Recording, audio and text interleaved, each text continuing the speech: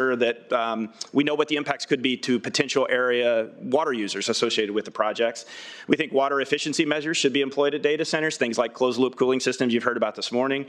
And we do want to see those plans prioritize residential and agricultural uses of water. We understand residential uses should be a priority, but we're also producing food, and that's important. We need that agricultural use of water prioritized. And finally, our members are beginning to raise concerns about decommissioning these sites. If the data center industry changes, if new technology comes on board and these, especially centers in rural areas, are no longer necessary, they're concerned about what that could mean if those buildings are abandoned. And so they would like to see some approach to decommissioning these sites in the future so that we aren't left with dangerous abandoned buildings, especially in rural areas that maybe have no use. So those are some things that our members have talked about associated with data centers and the impacts they could have on rural communities. I appreciate the opportunity to share them with this morning. And I look forward to being part of the conversation as this legislation is put together, because that rural voice, especially as we're seeing these data centers get proposed in rural areas, is important. So thank you for the time, and I'll be glad to answer your questions. Thank you very much. Leader Gable. Hi, thank you for your testimony. Can you tell me a little bit more about the battery storage issues that you have? Sure. So when Surja was being discussed, we raised some concerns because the legislation did not require what is called an agricultural impact mitigation agreement for battery storage facilities. For wind and solar projects, they're required to sign an agricultural impact mitigation agreement with the Department of Agriculture that lays out how farmland is supposed to be restored as a part of the construction or deconstruction process. It also lays out financial protections for decommissioning for those particular projects, so that, again, we can assure that if they are abandoned, they can be removed. Unfortunately, Surja did not require an ag impact mitigation agreement for battery storage facilities. We would like to see that. Surja did not require mandatory fire suppression or fire controls. It was permissive. We would like to see that be mandatory because there are fire concerns associated with battery storage siting. So we have some very specific issues associated with siting that we've raised in legislation that we've introduced. Leader Spain.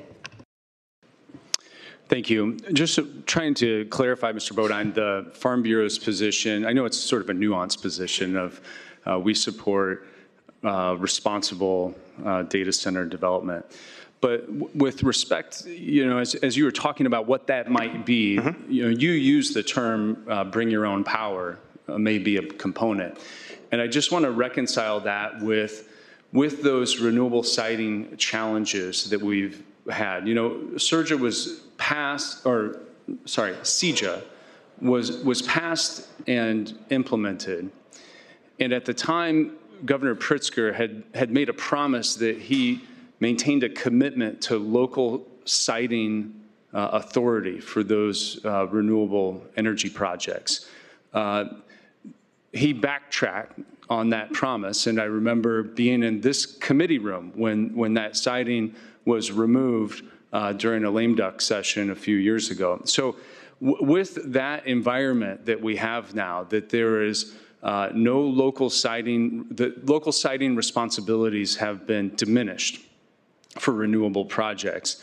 That disproportionately affects our rural communities, our farm grounds throughout the state of Illinois. So talk about that balancing act from a Farm Bureau perspective of potentially bring your own power from data centers and the impact that could have on our farms. Well, first and foremost, if we go back in time, I want to be clear that the Illinois Farm Bureau did oppose the statewide siting legislation because of the standards it actually created. Our concern were the individual standards that it created and how those projects would be cited and the details that could be included in a county ordinance. That was the reason for our opposition. Currently, data centers don't face those same sort of restrictions. And so it would continue, at least under current law, we'll see what happens with the legislative proposal. Under current law, that would still continue to be managed by county zoning in many instances. The balancing act we have is we do support renewable development as an organization. It needs to be, again, kind of nuanced position, as you called it, with our data center position. It's nuanced with renewable development as well. We support responsible development of renewable energy. We want to ensure that it falls within regulations that protect the productive capability of the farmland that's impacted and the surrounding farmland as well. So we've worked very hard to require things like an agricultural impact mitigation agreement for those projects so that farmland is protected, decommissioning standards so we can take that equipment back off the property at the end of its useful life so we can bring it back into production. We've also have been successful for renewable energy projects requiring a farmland drainage plan to be filed with the county to ensure that drainage, which is a huge issue for our farmers, drainage in the project area and areas surrounding it is appropriately addressed. So those are some things that could be done here as well with data centers to approach that. But again, we support renewable energy development, we support data center development as long as it's done in a responsible way and the impacts are properly managed. Let me just ask it a little more specifically then. Is there a position of the Farm Bureau that responsible data center development requires a bring your own power component? No, not specifically. What it says is we want approaches to try to manage electricity prices. There are various ways to do that. Like I said, energy efficiency measures, bring your own energy would be one of those. What our concern, so if you bring your own energy, the concern is if that bring your own energy requires or mandates new renewable energy development, that could drive more farmland impacts. What we would like to see, if that's the case, if renewable energy is going to be part of this bring your own energy proposal, there needs to be a priority placed on projects that places, as an example, solar panels on the roofs of data centers or over their parking areas or on the property that's already impacted as a part of data center development before we move to impacting tillable properties for renewable energy development. That's the position. Gotcha. I agree with that. That makes sense. Thank you. Leader West. Thank you, Madam Chair. I had to leave again to go on a roll call vote, so forgive me for missing your testimony. For my edification, can you say your name and who you represent again? My name is Portia Gallegos, and thanks. My name is Portia Gallegos, and I'm just a concerned citizen. Gotcha, okay. Yeah, so I Thank took you a day for off that. work, and I No, live in Joliet. it's okay. Yeah. There was something that you said that really gave me pause. This was seeing if you had deeper understanding of it. You mentioned the concern for our babies getting asthma. Right. But data centers that are already up, is there research that is saying that there's health issues happening around those data centers? Do you know what? There's been some research, I think, in Ohio, where their public health department has looked at it, and I'm not in public health, but I can find you that link, and I can also try to find a little bit more for you, but there is some link, because the other thing is there's so many diesel generators as backup power sources at data centers that they create more air pollution. Okay, And gotcha. Joliet is already in a non-attainment area, because Joliet has a lot of industrial pollution. But I can get that for you. That'd be great, thank you. Yeah, and if I'm wrong about it, then I'll tell you I'm wrong about it, because, yeah, I'm just a regular person. All right, I appreciate that. I was just trying to get an understanding. Yeah. Thank you so much. Yeah, thank To you. the Farm Bureau, you said something that tickled my fancy as well. You talked about the decommission of data centers. Can you expound on that? Are these just simple concerns based on history? What are you thinking in terms of how many years from now would that happen, or do you know of any of that? So our concern is based on speculative, I'll admit that it's a speculative concern going forward. I don't know what the life of a data center would be, and I think as technology changes rapidly, that could shift. The issue is, especially in rural areas, you could have very large construction projects. The one that was talked about this morning here in Sangamon County is in a very, very rural area of the county. If there's no use for that, if data center usage changes and that facility is no longer needed, the concern is you're left with a very large building that's probably unusable in a rural area. All we're asking for is some sort of decommissioning plan and some financial protections put forward to say if that happens and if the company abandons it, there's some bond or some other form of protection that could be used to remove that facility and take that building out. We don't want it to turn into a dangerous situation or an eyesore abandoned building that could be in a rural area. Gotcha. All right, thank you both for that clarification and elaboration. Thank you, Madam Chair.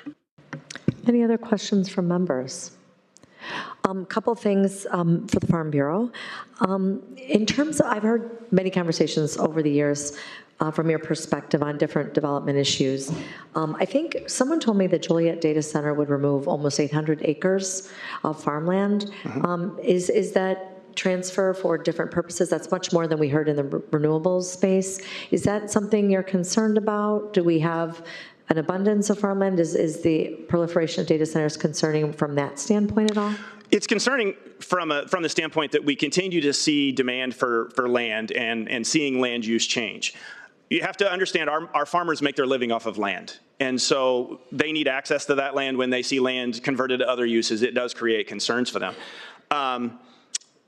The other issue that we often see is concentration of development. So as an example, the project that was discussed here in Sangamon County, Mr. Ayers mentioned that it's located very close to a solar farm that's 4,400 acres.